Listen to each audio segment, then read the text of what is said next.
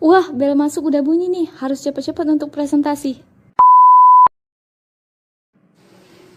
Selamat pagi anak-anak. Pagi, Bu. Hari ini seperti yang sudah saya tugaskan, kita akan presentasi. 2 kelompok cukup untuk hari ini, sisanya besok. Silakan Ica dari kelompok 1 untuk maju membawakan materi deretan dan baris dengan topik bunga majemuk. Assalamualaikum, selamat pagi semuanya. Saya akan menjelaskan aplikasi deret dan baris dengan topik bunga majemuk. Apa sih bunga majemuk itu? Baiklah, saya akan menjelaskan pengertian bunga majemuk. Bunga majemuk adalah bunga yang akan diberikan berdasarkan modal awal dan akumulasi bunga pada periode-periode sebelumnya. Bunga majemuk memiliki banyak variasi dan selalu berubah atau tidak tetap di setiap periodenya. Nah, kira-kira seperti itulah definisi bunga majemuk. Lalu, ini adalah rumus dari bunga majemuk.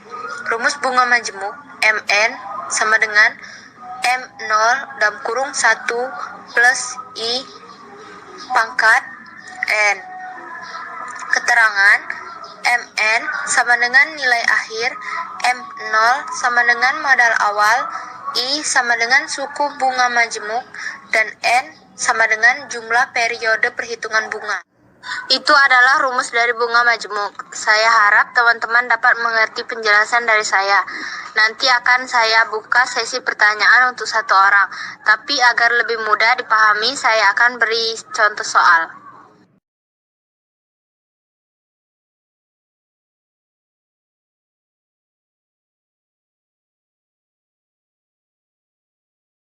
Itu adalah contoh soalnya. Sekarang saya persilakan jika ada yang ingin bertanya, karena waktu terbatas hanya bisa satu orang saja. Saya ingin bertanya. Perkenalkan, nama saya Budi. Pertanyaan saya, apa kesimpulan dari bunga majemuk ini? Terima kasih. Terima kasih atas pertanyaan yang bagus, Budi. Baiklah, kesimpulan dari materi yang saya jelaskan ini, yaitu bunga majemuk adalah bunga yang selalu berubah besarnya di setiap periode, disebut dengan bunga majemuk. Sebagai contoh, ketika kita meminjam uang di bank, biasanya pinjaman tersebut harus dikembalikan dalam waktu tertentu beserta bunganya, di mana bunga setiap periodenya berbeda-beda, menyesuaikan dengan besarnya bunga majemuk yang diberikan oleh pihak bank. Terima kasih teman-teman atas perhatiannya.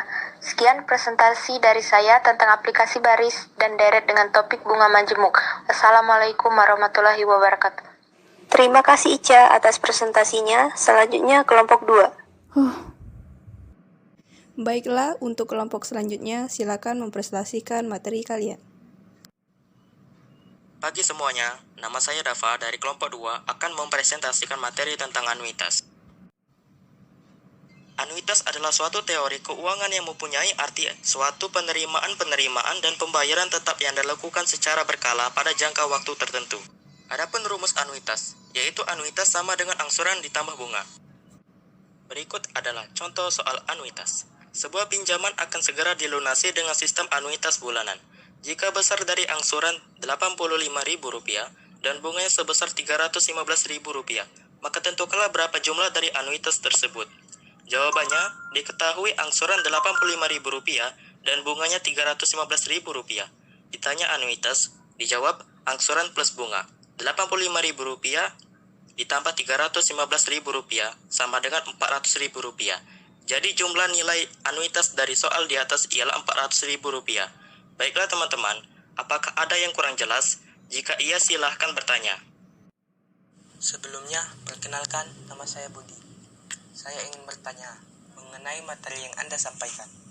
Apa contoh penerapan anuitas dalam kehidupan sehari-hari? Terima kasih. Baiklah, saya akan menjawab pertanyaan dari Budi. Contoh anuitas dalam kehidupan sehari-hari adalah pembayaran bunga pinjaman, bunga deposito, cicilan kredit motor atau rumah, dan lain-lain. Apakah bisa diterima? Baik, saya terima jawabannya. Terima kasih. Baiklah, sekian materi yang dapat saya sampaikan. Bila ada kesalahan, saya minta maaf. Saya akhiri, terima kasih. Anak-anak, karena waktu pelajaran sudah habis, presentasinya kita lanjutkan besok. Untuk Kiala dan Lili, silakan dipersiapkan. Ibu akhiri, wassalamualaikum warahmatullahi wabarakatuh.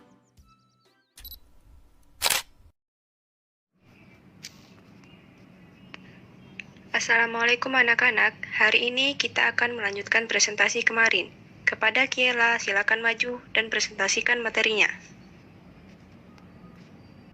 Assalamualaikum warahmatullahi wabarakatuh. Di sini saya akan mempresentasikan tentang peluruhan. Peluruhan merupakan penurunan atau pengurangan nilai suatu besaran terhadap nilai besaran sebelumnya yang mengikuti pola aritmatika linear atau geometri eksponensial. Contoh dari peluruhan yaitu peluruhan zat radioaktif dan penurunan harga jual mobil. Pn sama dengan nilai besaran setelah N periode, P0 sama dengan nilai besaran di awal periode sama dengan tingkat peluruhan, banyak periode peluruhan, rumus peluruhan linear Pn sama dengan P0 1 min NB, rumus peluruhan eksponensial Pn sama dengan P0 1 min B pangkat N. Assalamualaikum warahmatullahi wabarakatuh. Saya Lani. Saya ingin bertanya, sebutkan peristiwa yang termasuk dalam peluruhan. Baiklah, saya akan jawab pertanyaan dari Lani. Peluruhan dalam matematika adalah perubahan secara kuantitas atau jumlah suatu objek baik benda mati maupun benda hidup yang semakin lama semakin menurun. Jumlahnya semakin sedikit dari periode pertama, periode kedua, dan seterusnya dalam rentang waktu tertentu. Penurunan atau pengurangan nilai suatu besaran terhadap nilai besaran sebelumnya. Peristiwa yang termasuk dalam peluruhan atau penyusutan diantaranya adalah peluruhan zat radioaktif dan penurunan harga barang. Cukup, terima kasih atas jawabannya. Baiklah, saya akhiri presentasinya sampai di sini. Wassalamualaikum warahmatullahi wabarakatuh. Oke, selanjutnya Lili, silakan maju dan mempresentasikan materinya. Halo semuanya, saya Lili. Di sini saya akan mempresentasikan materi pertumbuhan.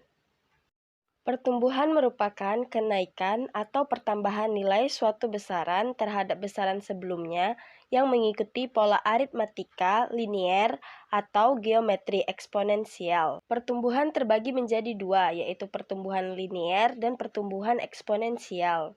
Rumus pertumbuhan linear adalah Pn sama dengan P0 buka kurung 1 plus N dikali B tutup kurung. Sementara rumus pertumbuhan eksponensial adalah Pn sama dengan P0 buka kurung 1 plus B tutup kurung pangkat N. Yang dimana Pn adalah nilai besaran setelah N periode, P0 sama dengan nilai besaran di awal periode, B sama dengan tingkat pertumbuhan, dan N adalah banyaknya periode pertumbuhan. Selanjutnya contoh soal.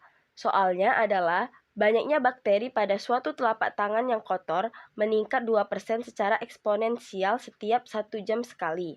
Saat ini, terdapat bakteri sebanyak 150.000 pada sebuah telapak tangan. Hitunglah banyaknya bakteri setelah 1 jam kemudian. Nah, dapat diketahui dari soal tersebut bahwa P0-nya sama dengan 150.000, B-nya sama dengan 2, dan N-nya sama dengan 1 jam. Maka, banyaknya bakteri setelah 1 jam adalah, di sini kita menggunakan rumus Pn sama dengan P0 buka kurung 1 plus B tutup kurung pangkat N.